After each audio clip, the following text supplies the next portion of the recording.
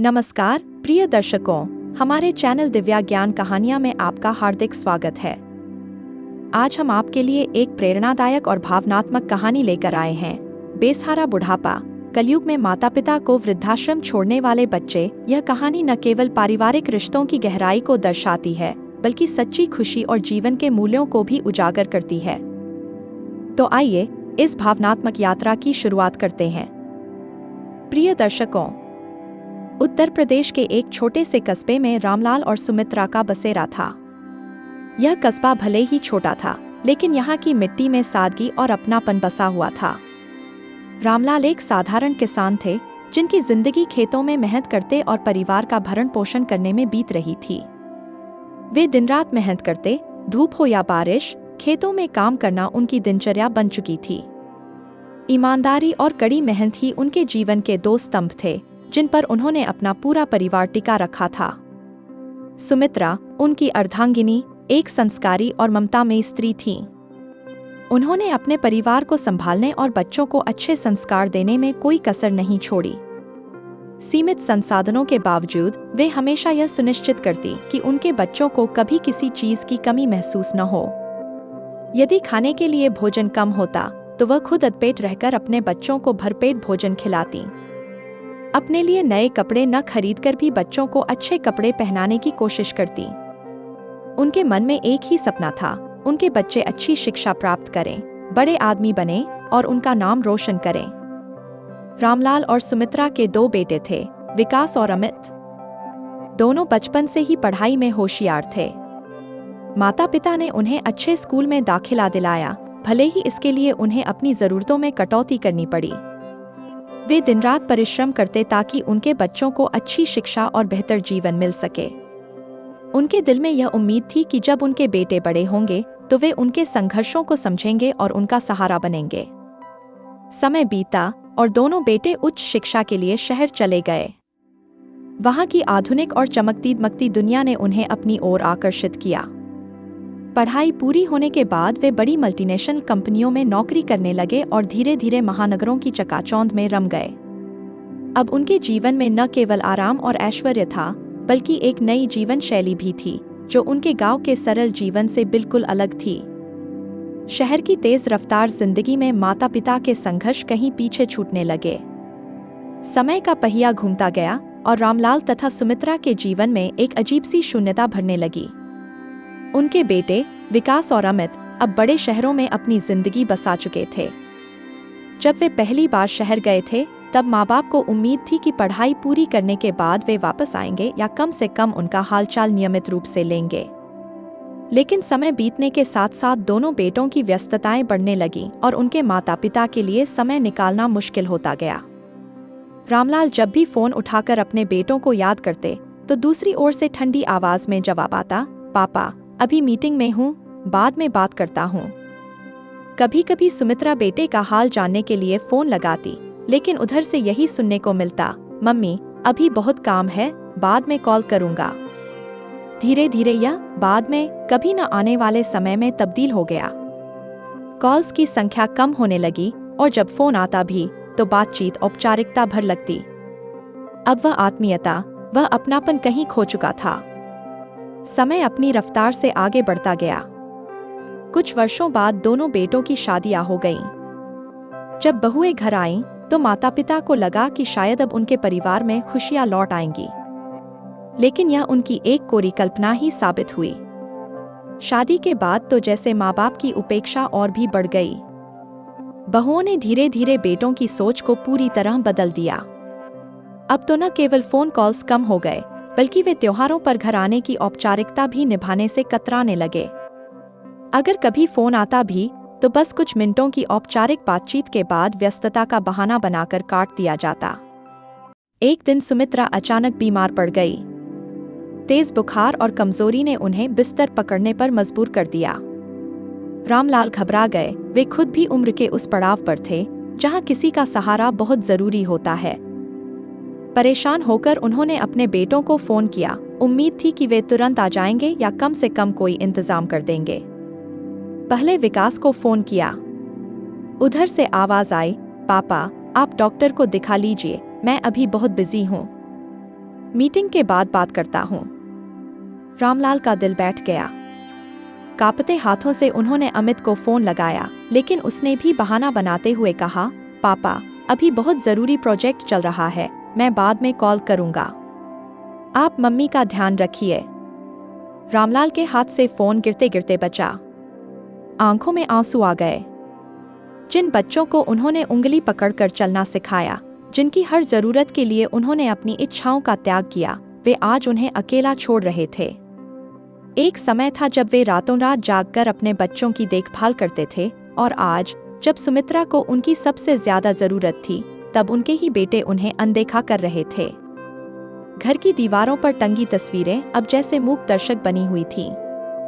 उन तस्वीरों में हंसते मुस्कुराते बच्चे अब बड़े हो चुके थे, लेकिन उनके दिलों में माता पिता के लिए प्यार और जिम्मेदारी की जगह केवल दूरी और बेरुखी रह गई थी। समय बीतता गया और रामलाल तथा सुमित्रा की उपेक्षा दिन ब दिन बढ़ती गई। अब तो बेटों से फोन पर भी बात मुश्किल से हो पाती थी। जब भी वे घर पर कोई जरूरी बात करने की कोशिश करते, तो या तो उन्हें टाल दिया जाता या फिर रूखे जवाब मिलते। बहुओं का व्यवहार भी दिन ब दिन कठोर होता जा रहा था। वे माता पिता की देखभाल को एक बोझ समझने लगी थीं। घर में अब वे पहले जैसी इज्जत और अपनापन महसूस नहीं कर पाते थे। एक दिन बेटों ने आपस में बातचीत करके फैसला किया कि माता पिता को वृद्धाश्रम भेज देना चाहिए। वे इस जिम्मेदारी से पूरी तरह मुक्त होना चाहते थे। रात के खाने के बाद जब रामलाल और सुमित्रा अपने कमरे में बैठे हुए थे, तभी अमित और विकास उनके पास आए। पापा, मम्मी, हम आपसे एक जरूरी बात करना चाहते हैं, अमित ने ठंडे स्वर में कहा। रामलाल और सुमित्रा ने आश्चर्य से उनकी ओर देखा। हमारे पास इतना समय नहीं है कि हम हर वक्त आपकी देखभाल करें। आप दोनों को वृद्धाश्रम भेजना ही सही रहेगा। वहां आपकी ठीक से देखभाल हो सकेगी, अमित ने बिना कोई भाव प्रकट किए कहा। सुमित्रा को जैसे काटो तो खून नहीं। उनकी आंखों में आंसू भर आए।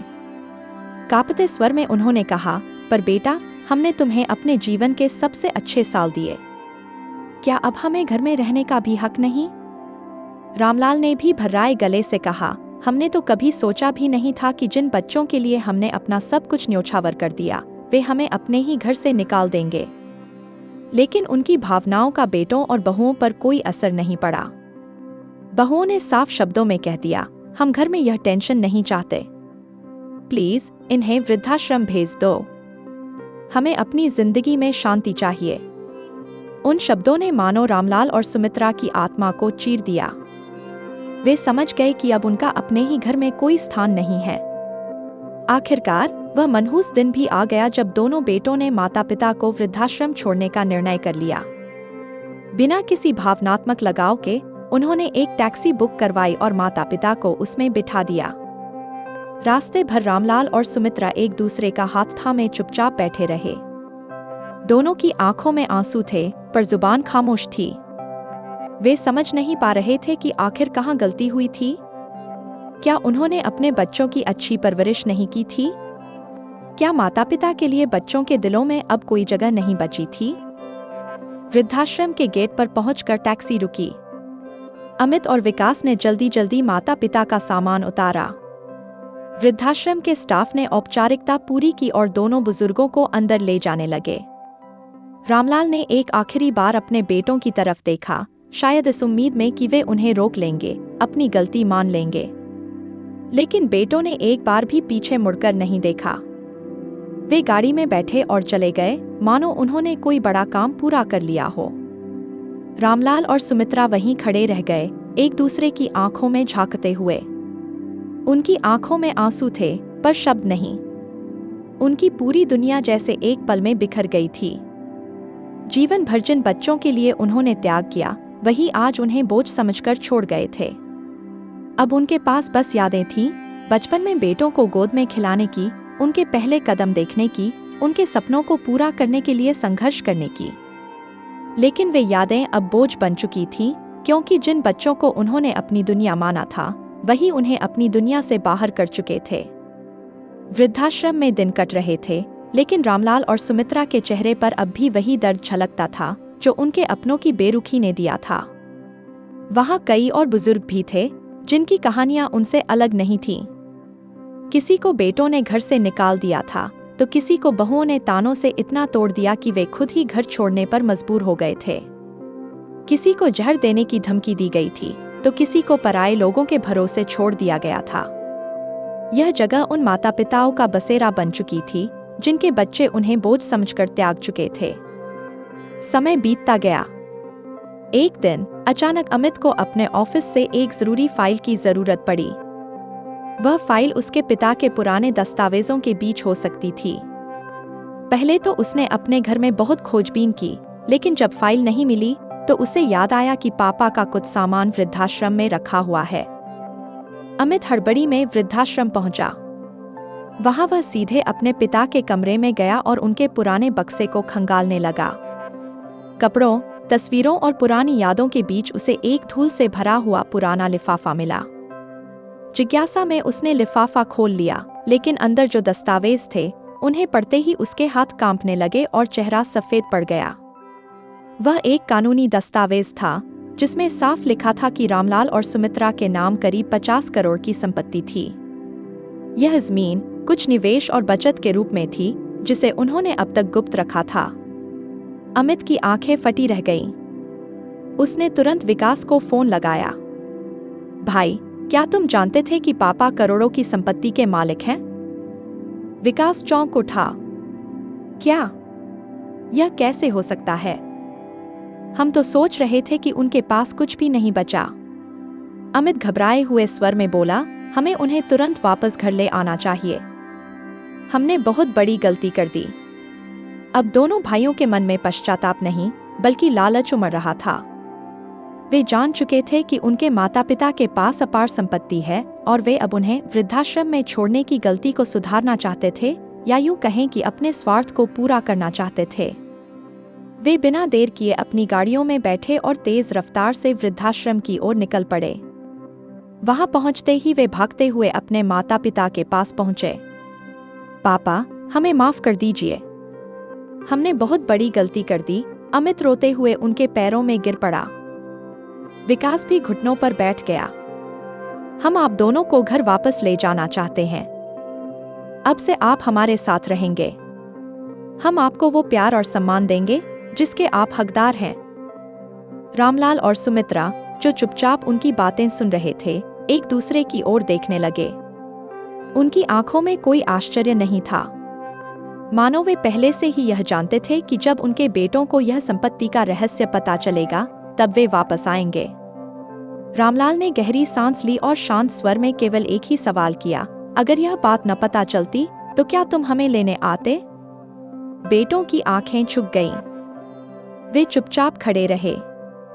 उनके पास इस सवाल का कोई जवाब नहीं था, क्योंकि सच्चाई यही थी कि अगर उन्हें इस संपत्ति के बारे में नहीं पता चलता तो वे कभी पीछे मुड़कर भी नहीं देखते। उस दिन के बाद रामलाल और सुमित्रा ने एक बड़ा फैसला लिया। उन्होंने तय किया कि वे अब अपने बेटों के साथ नहीं जाएंगे। हमने अपने जीवन में बहुत प्रेम दिया, लेकिन बदले में केवल बेरुखी और अपमान पाया, सुमित्रा ने आंसू पोंछते हुए कहा। रामलाल ने आगे कहा, अब हमारा धन उन्हीं लोगों के काम आएगा जो वास्तव में बेसहारा है। हमने यह संपत्ति अपने बच्चों के सुखद भविष्य के लिए संजोई थी, लेकिन अब यह उन बुजुर्गों के लिए होगी जिन्हें उनके अपनों ने ठुकरा दिया है।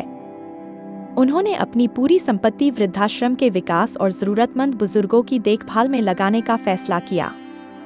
विकास और अमित फूट फूट कर रो रहे थे। उन्हें एहसास हो चुका था कि उन्होंने सिर्फ दौलत के पीछे भागते हुए अपने सबसे अनमोल धन, अपने माता पिता का प्यार, को खो दिया था। लेकिन अब देर हो चुकी थी। रामलाल और सुमित्रा ने अपने जीवन का नया उद्देश्य चुन लिया था। वे अब उन लोगों के लिए जिएंगे जिन्होंने अपनों से धोखा खाया है, और उनके अपने बेटे, जो एक बार उनके जीवन का सबसे बड़ा गर्व थे, अब पछतावे और शर्मिंदगी के सिवा कुछ नहीं बचा पाए थे। कहानी से सीख, माता पिता की सेवा से बड़ा कोई धर्म नहीं। दौलत से बढ़कर रिश्ते होते हैं, और सबसे बड़ी दौलत माता पिता का आशीर्वाद है। जो माता पिता हमें पाल पोस कर बड़ा करते हैं, उन्हें बुढ़ापे में सहारा देना हमारा कर्तव्य है। वृद्धाश्रम केवल मजबूरी में जाना चाहिए, न कि संतान की बेरुखी के कारण। धन दौलत की अंधी दौड़ में रिश्तों को मत भूलो, क्योंकि जब पछतावा होगा तब बहुत देर हो चुकी होगी। माता पिता भगवान का रूप होते हैं, उनका सम्मान करें और उन्हें कभी अकेला न छोड़ें। प्रिय दर्शकों, यदि इस कहानी ने आपके हृदय को छुआ और आपको प्रेरित किया तो इसे लाइक करें, अपने प्रियजनों के साथ साझा करें और हमारे चैनल को सब्सक्राइब करना न भूलें। आपके स्नेह और सहयोग के लिए दिल से धन्यवाद।